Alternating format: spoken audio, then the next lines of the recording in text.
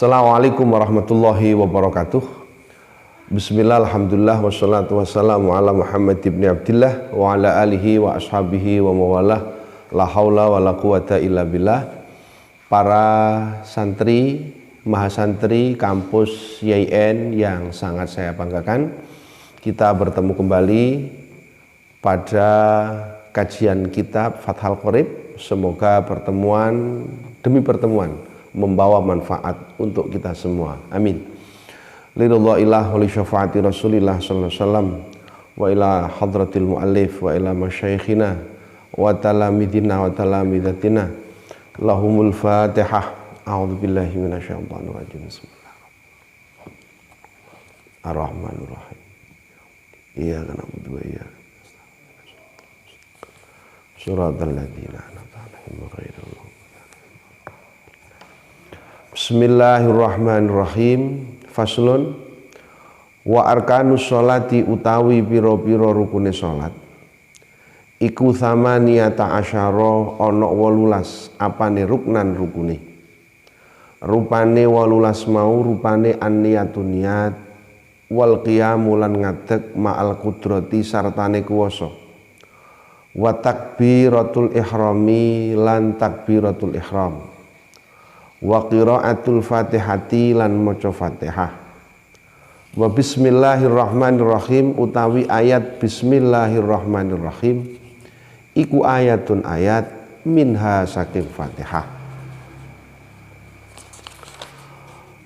War ruku ulan ruku wa tumakninatu lan meneng sedhela fihi ing dalem ruku wa raf ulan tangi saking ruku wal i'tidalu lan i'tidal wa tumakninatu lan meneng sedhela fihi ing dalem i'tidal wa sujudu lan sujud wa tumakninatu lan tumakninah fihi ing dalem sujud wal julusu lan lungguh baina sajdataini ing dalem antarane sujud loro wa tumakninatu lan tumakninah fihi ing dalem as-sujud baina sajdatain wal julusu lan lungguh al akhiru kang akhir wa tasyahhudu lan maca tasyahud fihi ing dalem julusul akhir wa sholatu lan maca sholawat ala nabi ing atase Kanjeng Nabi sallallahu alaihi wasallam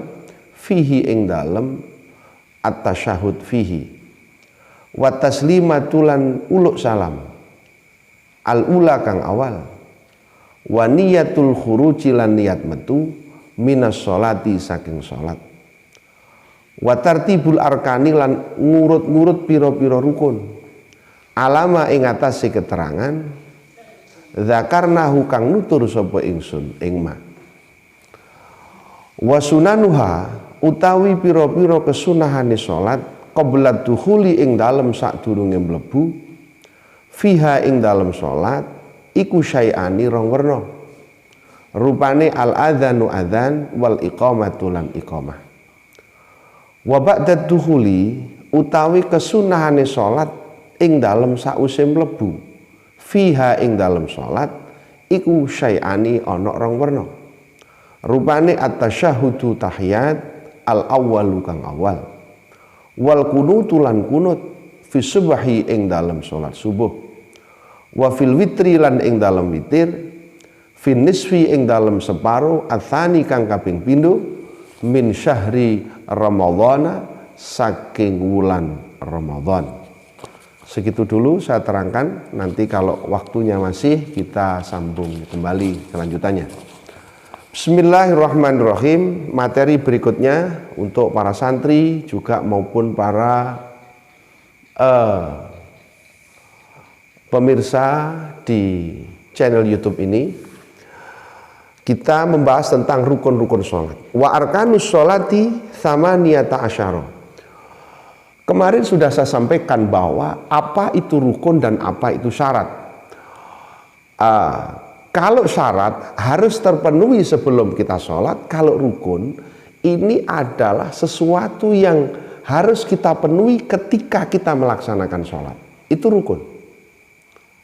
Semua perkara yang berkenaan dengan keabsahan sholat ini dinamakan rukun. Sehingga kalau ini tidak terpenuhi, maka sholat kita tidak dianggap sah. Nah, rukun itu ada 18. Yang pertama adalah niat. Harus ada niat. Artinya sholat itu harus ada niat. Orang sholat tidak diniati, tahu-tahu takbiratul ihram tanpa ada niat, maka orang tidak sah sholatnya.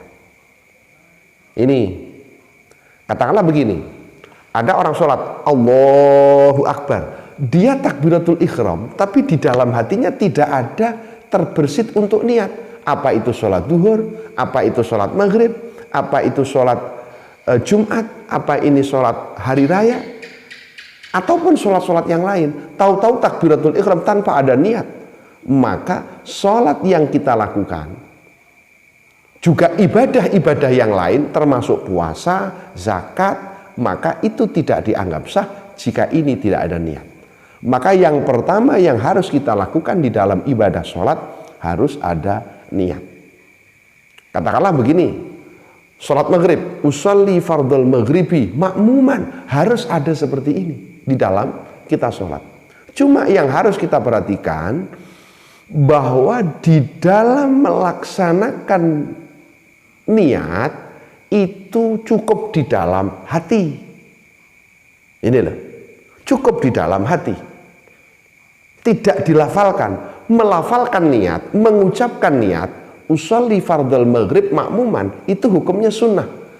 Tapi memasukkan niat di dalam hati pada saat kita takbiratul ihram, Allahu Akbar, ketika lafaz Allahu Akbar inilah di dalam hati kita mengucapkan niat.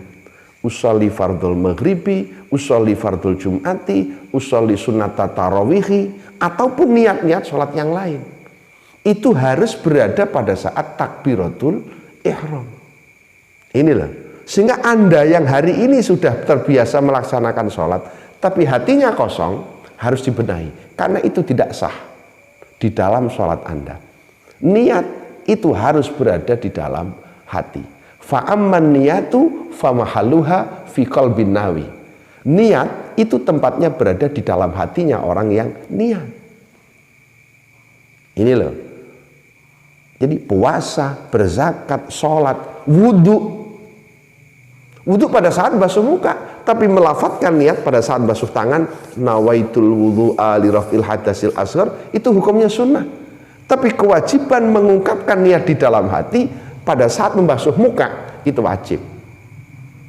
Usolli fardal maghribi, mengucapkan itu hukumnya sunnah. Tapi menghadirkan niat ketika kita takbiratul ihram, itu hukumnya adalah wajib. Sehingga niat harus berada di dalam hati. Ini jadi persoalan niat itu sampai segini ini yang harus kita perhatikan. Nih, jangan sampai keliru anak-anak semua. Oke.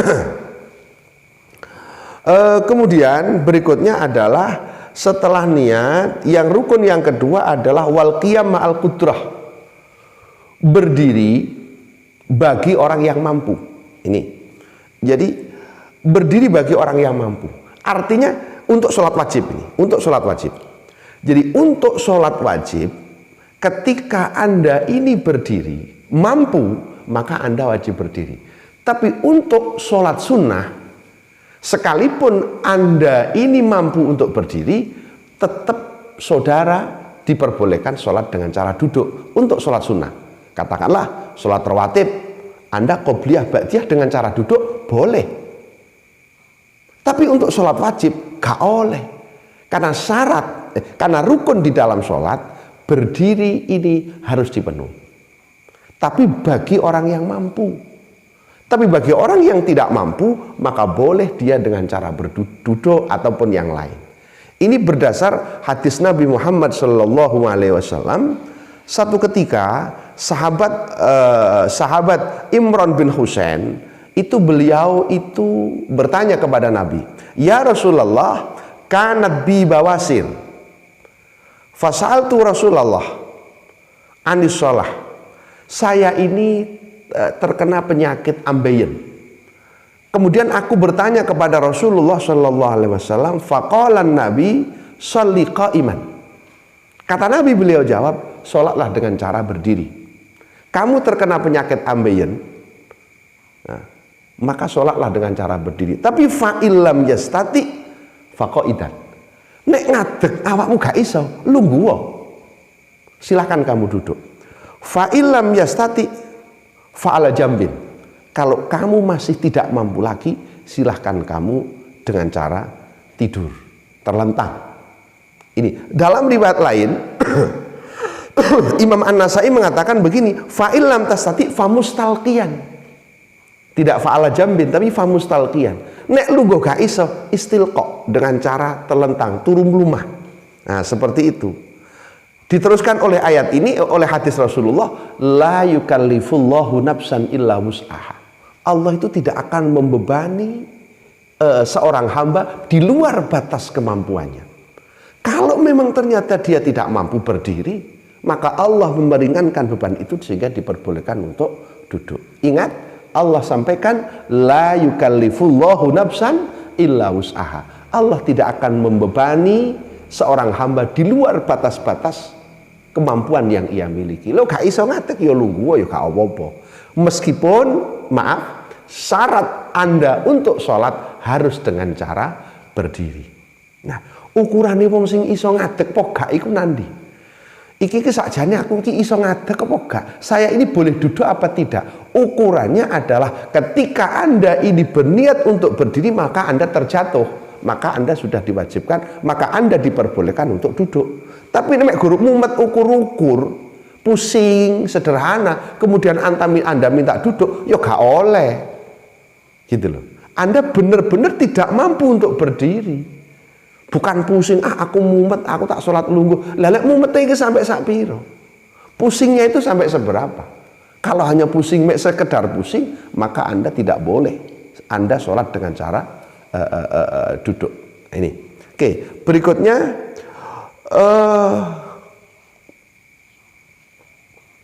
wa takbiratul ihram. Takbiratul ihram itu mengalafalkan Allahu Akbar. Anda bolak-balik tidak boleh, katakanlah dirubah bahasanya bukan Allah Akbar, Allahul Akbar, gak oleh.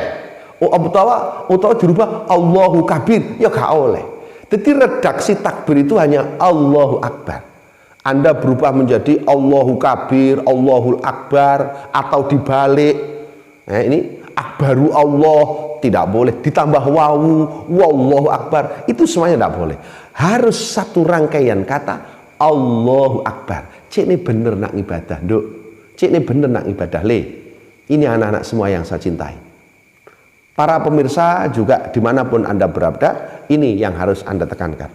Oke, berikutnya wa qiraatul Fatihati wa bismillahirrahmanirrahim ayatun minha. Berikutnya, setelah kita niat yang disertai dengan takbiratul ihram plus berdiri, berikutnya adalah Anda baca Fatihah. Bismillahirrahmanirrahim itu adalah ayatun min ayatil Fatihah. Bismillah itu adalah ayat dari Fatihah. Sehingga nek panjenengan kabeh anak-anak semua sholat tanpa membaca basmalah, maka sholat Anda tidak sah. Mengapa? Karena Anda tidak memenuhi ketentuan Fatihah. Fatihah itu ya dimulai sangka bismillah. Bismillah ini tidak sunnah, bismillah ini wajib. Sehingga harus Anda ucapkan ketika Anda sholat. Bismillahirrahmanirrahim, alhamdulillahirabbil alamin. Begitu menurut madhab Syafi'i. Jadi kudu diwaca, nek gak diwaca ya gak sah Fatihah. Ketika Fatihahnya tidak sah dan Anda diterus-terus mawon, maka akan berkelanjutan kepada tidak sahnya sholat kalian semua. Oke, bismillahirrahmanirrahim. Ini harus ada Fatihah. Karena ada satu hadis yang mengatakan begini, la sholata liman lam yaqra bi Fatihatil kitab. Bahwa sholat itu tidak sah bagi orang yang tidak membaca Al-Fatihah. Ada orang bertanya, saya ini sudah tua Pak Ustadz, umur saya sudah hampir 80, suruh baca Fatihah saya tidak mampu. Saya ini hafalnya hanya Bismillahirrahmanirrahim. Ya gak apa-apa nak isone mung iku tok. Isane mung apa? Baca Bismillahirrahmanirrahim itu diulang sampai 7 kali saja, tidak apa-apa. Kalau bagi Anda yang memang sudah tua renta, suruh baca Fatihah sudah Anda hafal lagi, wis gak iso, isone maca basmalah. Atau di usia 75 dia baru masuk Islam. Dan dia masih grotal-gratul maca Fatihah, bisanya aja basmalah, maka silakan Anda baca basmalah diulang 7 kali. Tapi tetap harus sambil belajar sampai iso Fatihah. Gitu loh. Jadi ukuran wajib Fatihah bagi kita yang memang sejak kecil terbiasa dengan bacaan Fatihah. Sementara bagi orang yang mu'alaf, bagi orang yang baru mengenal agama di usia tuanya, maka dan dia hanya baca Fatihah itu belum sempurna, maka dia hanya baca Fatihah sesuai dengan ayat yang ia baca itu. Oke. Bismillahirrahmanirrahim. Berikutnya adalah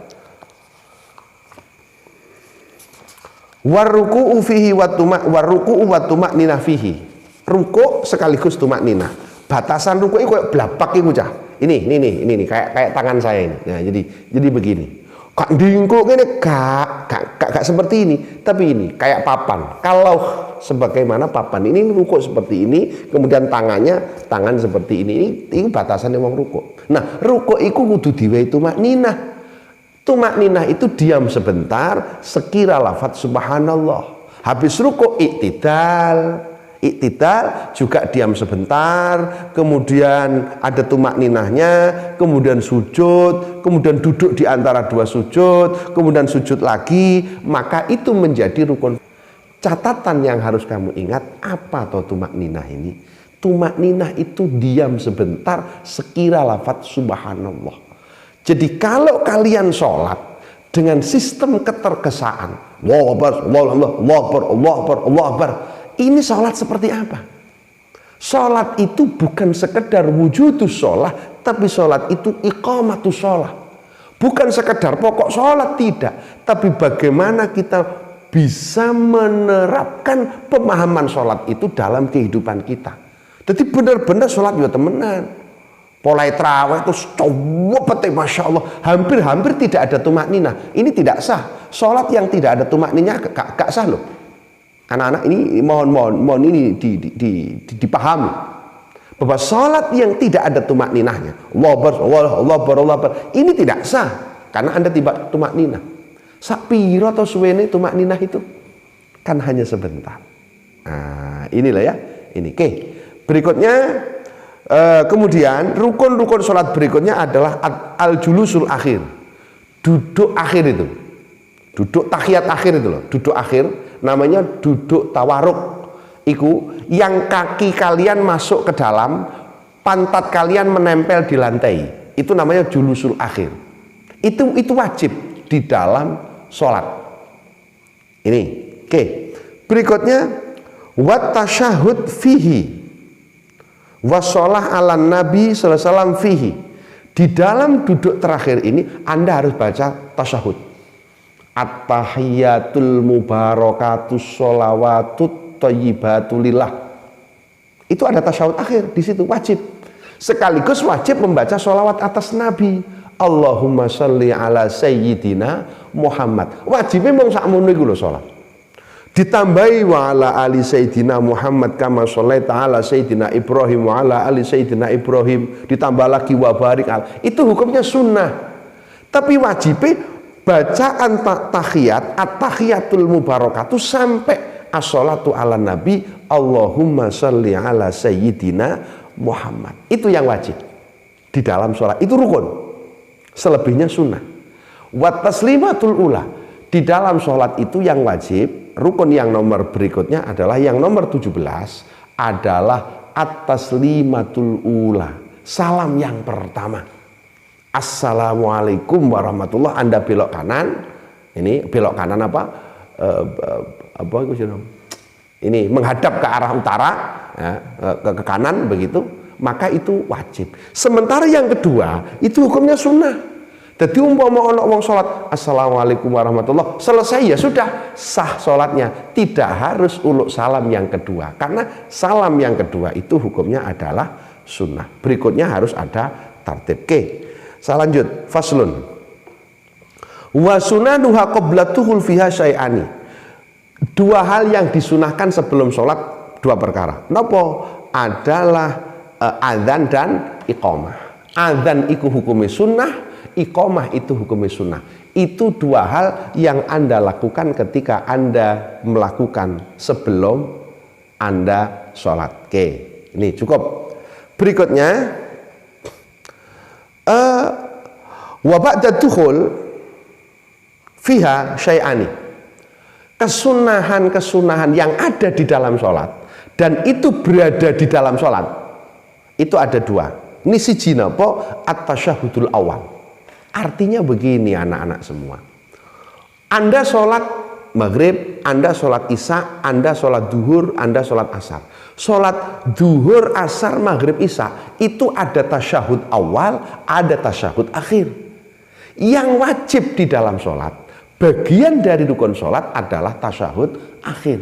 Tasyahud awal hukumnya sunnah. Sehingga kalau kita kalau saya jelaskan, maka andaikan ada orang sholat tidak melakukan tasyahud awal, hukumnya sah. Ngono lho. Maghrib 3 rakaat bablasan tanpa tasyahud awal sah.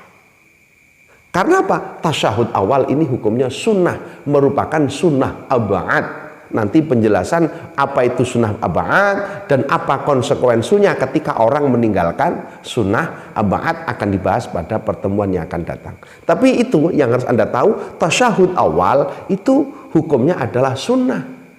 Itu bacaan tasyahudnya sunnah, duduk di tasyahud awal juga merupakan hal yang sunnah.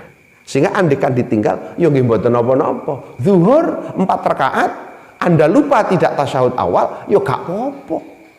Yang penting Anda tetap melaksanakan tasyahud akhir. Yang terakhir, wal kunutu fi subhi wa fil witri fi Ramadan.